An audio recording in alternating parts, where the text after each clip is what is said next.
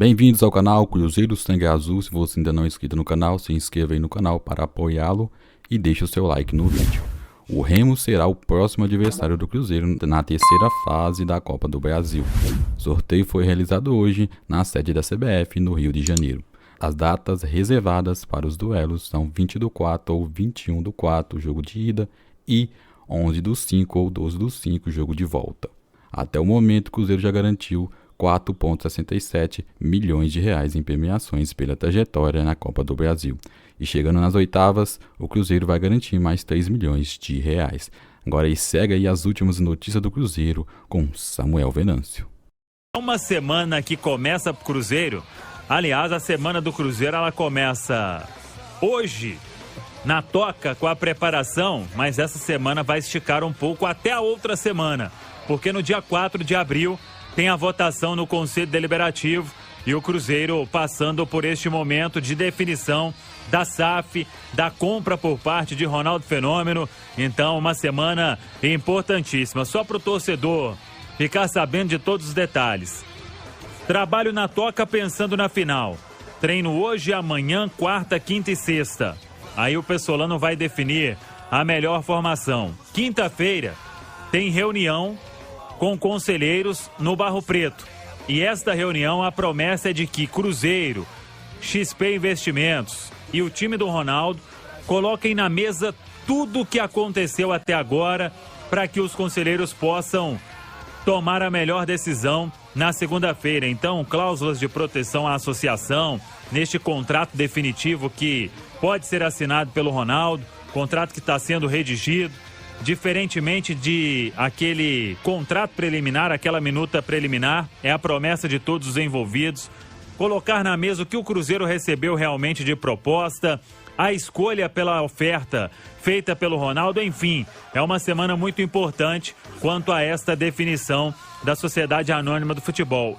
Mas a preparação para o Clássico tem boas notícias para o Paulo Pessolano, porque ele correu um risco, eu acho que até grande, colocando o Oliveira entre os titulares no sábado contra o Atlético e preservou o centroavante Edu.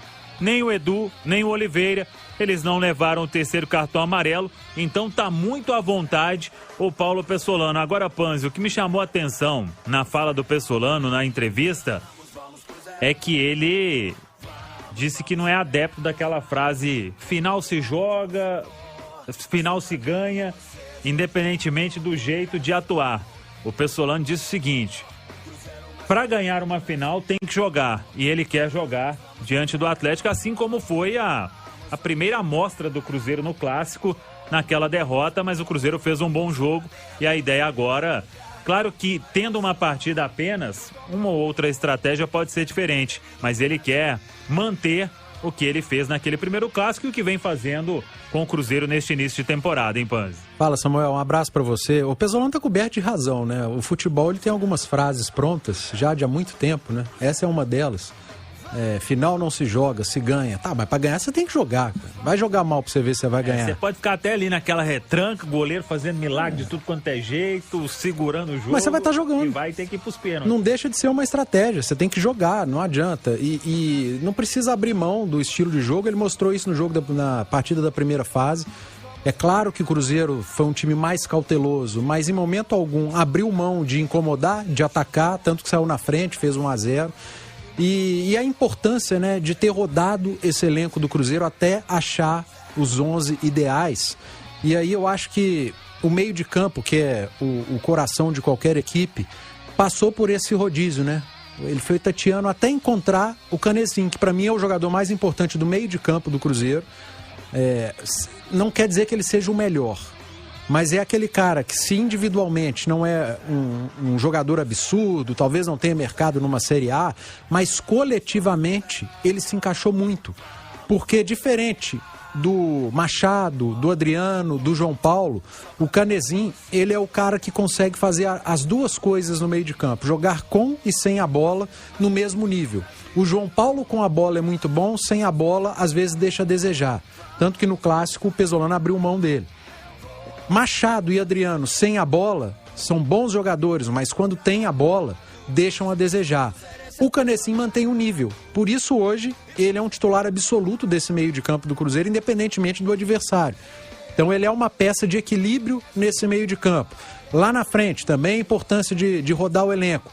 Ele tem no Vitor Roque a joia do Cruzeiro, o cara que consegue fazer duas funções e que hoje joga do lado do campo, até para virar um atacante completo, mas porque na posição de 9 de centroavante tem um cara que todo jogo faz um gol, que é o Edu. Então não dá para abrir mão do Edu nesse momento. E eu acho que o risco foi calculado de atuar com o Oliveira na zaga, porque o Atlético mostrou que ele precisava ter jogado. O Atlético é um time bom, bem organizado. Muito o bom. Rafael foi para mim o melhor jogador em campo, o goleiro, ou seja, o Atlético incomodou. Então era importante que a zaga titular estivesse em campo naquele momento. O risco, o futebol é um esporte de risco, correu, deu certo e agora vai completo para a final.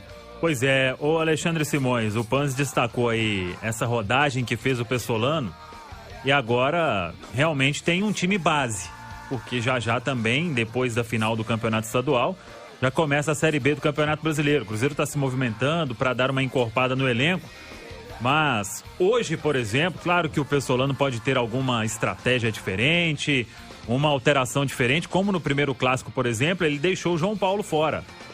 Ele teve ali no trio de ataque Daniel, Vitor Roque e Edu. E no meio ele teve o Pedro Castro com o William Oliveira e com o Canezinho. O Pedro Castro ficou na vaga do João Paulo. O Canezinho, aliás, foi a grande surpresa.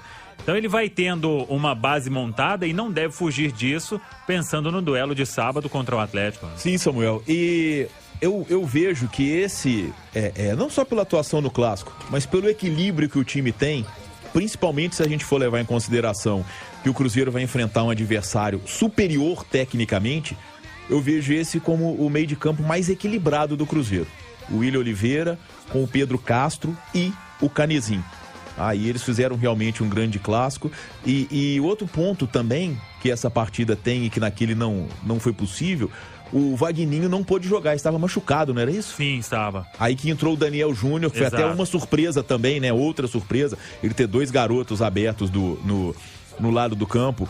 E é um clássico interessante, o Samuel, até porque na primeira partida existia muito a expectativa em relação ao Edu, né? O centroavante, que acabou sofrendo aquela lesão num choque com o Everson e não vinha fazendo um bom clássico, né? E de repente o Vitor Roque, com a lesão dele, foi deslocado, fez o gol do clássico, acabou ganhando esse destaque todo, mas pelas observações que a gente tem dos últimos jogos, não sei se vocês concordam, eu acredito que as dúvidas que o Cruzeiro as tem são apenas no meio de campo. Eu acredito que a defesa do Pessolano já está definida, embora eu ache o Brock um zagueiro muito lento, continuo achando, tem problema, é facilmente driblado, mas o Pessolano gosta.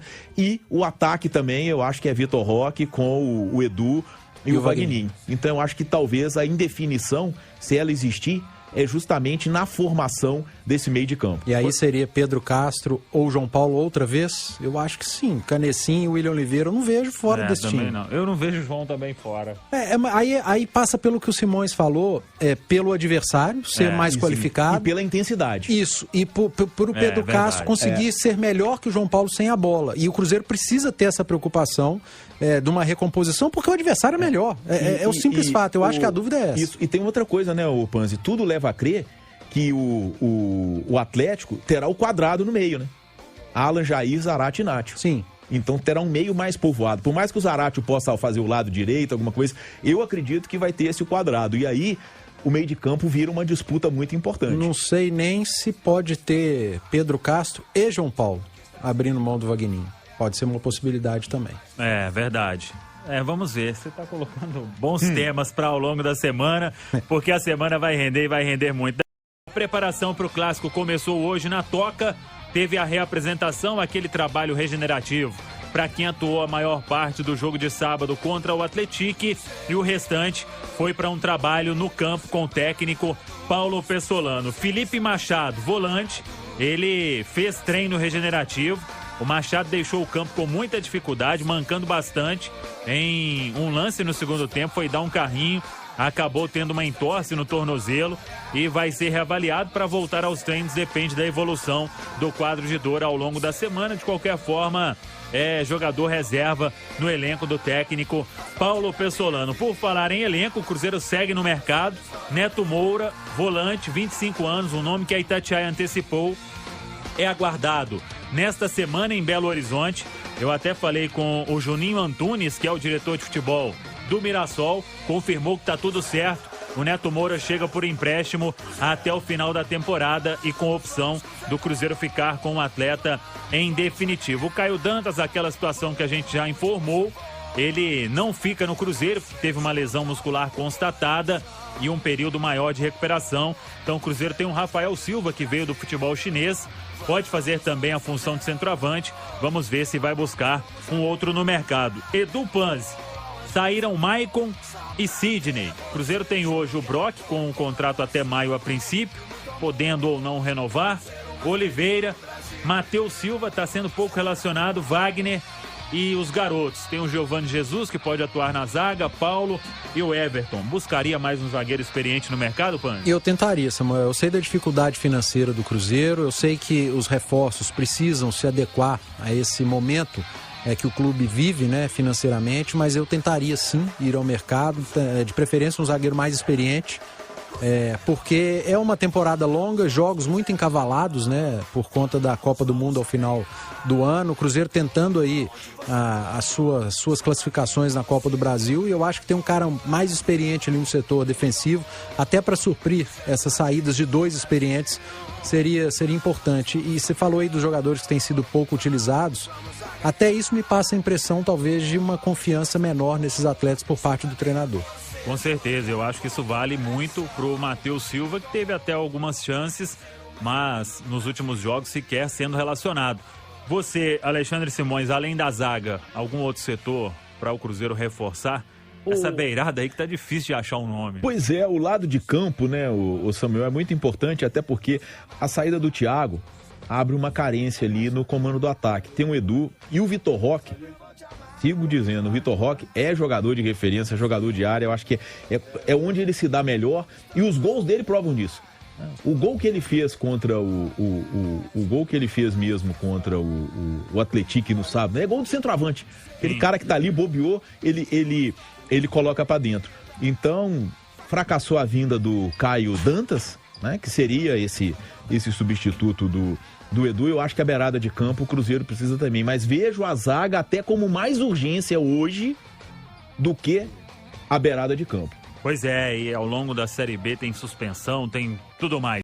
O Cruzeiro, né, que tem possibilidades de negociações, né? Inclusive até o goleiro Gabriel Mesquita, de 23 anos, se despediu do Guarani nas redes sociais.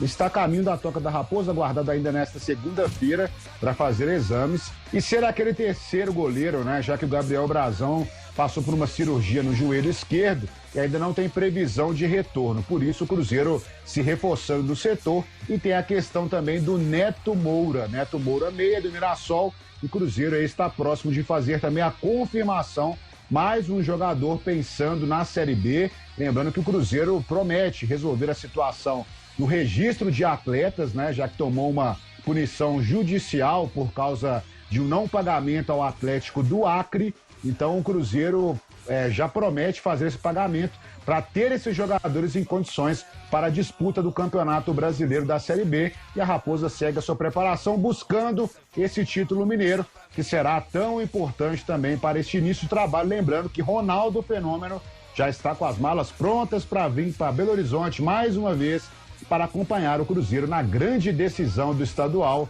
A presença do Fenômeno por aqui, ele que também estará na reunião do dia 4 de abril, Pedro Abílio. Valeu, Josias.